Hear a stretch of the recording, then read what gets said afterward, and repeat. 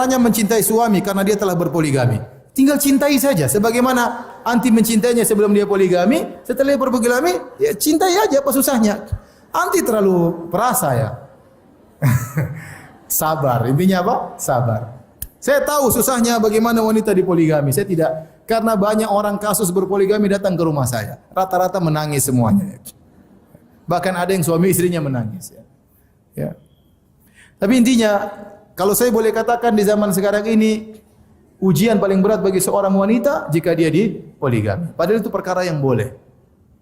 Tetapi kalau dia sedang dipoligami, dia harus bersabar, dia pikir positif thinking sajalah. Ini saya ngajarin aja ya. Saya ini tidak pernah berpoligami, tapi saya bisa merasakan perasaan poligami. Karena banyak masalah yang saya hadapi. Tapi intinya gini, wanita positif thinking, ya sudahlah. Qadarullah, suami saya sudah poligami. Enggak mungkin saya bilang ceraikan istrimu, itu hukumnya haram. Enggak boleh kita menuntut suami kita untuk menceraikan madu kita. Hukumnya haram, ente diancam dengan neraka, hati-hati, enggak boleh. Tapi kita, ya sudah suamiku, ini sudah qadarullah ya.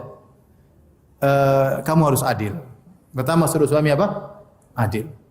Kemudian kita jadikan istri kedua suami sebagai ladang pahala kita. Semakin kita bersabar, insyaallah pahala semakin banyak. Terus kita enjoy kehidupan kita. Ya sudah, kalau suami datang enggak usah bicara tentang istri yang lain.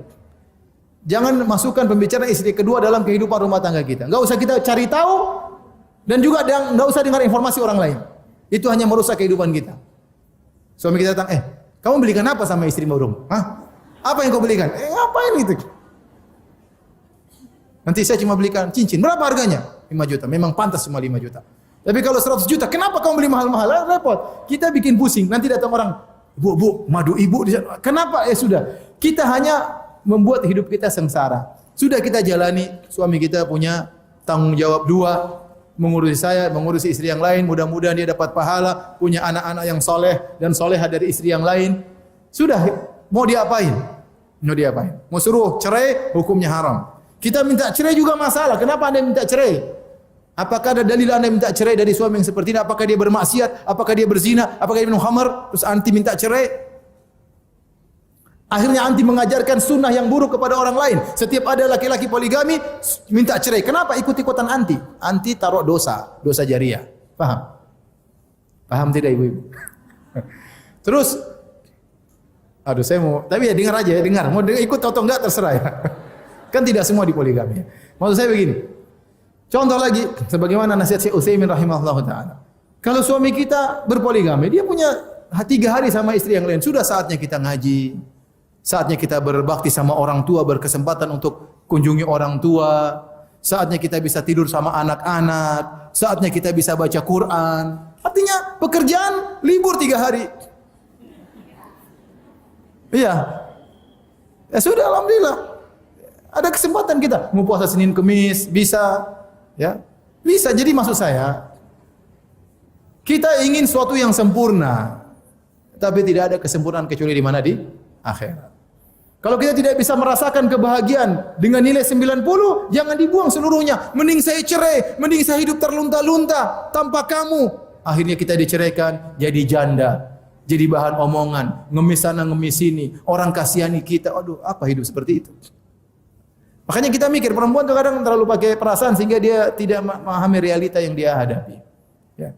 Taruhlah kebahagiaan kita tadinya 100 berkurang jadi 60. Ya sudah, tidak apa-apa, yang penting masih ada kebahagiaan 60. Saya masih bisa ngobrol sama suami saya masih bisa curhat sama suami saya masih bisa bergandengan sama suami saya. Ya sudah, seperti itu. Jadi cintailah suami anti. Ya, meskipun dia berpoligami. Dan ingat ibu-ibu, bisa jadi suami kalau berpoligami bisa jadi lebih cinta sama anti. Ini mungkin ibu bilang, Ustaz Firanda omong kosong. Enggak, ini enggak omong kosong. Meskipun saya belum pernah menjalani ya. Tetapi maksud saya, teman-teman saya yang berpoligami, mereka pada cerita. Demi Allah mereka cerita. Ustaz, setelah saya berpoligami, saya lebih sayang kepada istri saya yang pertama. Jadi anti jangan kira suami anti punya cinta 100, tadinya 100 buat anti, 50 dikasih yang lain, tinggal 50. Enggak begitu. Anti tadi suaminya punya cinta 100, setelah nikah poligami jadi 1000. Paham?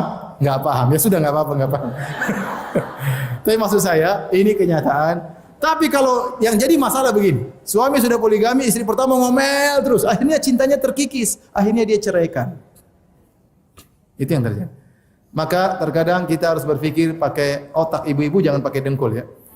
Baik, demikian saja kajian kita. Ternyata pertanyaan terakhir mengenaskan.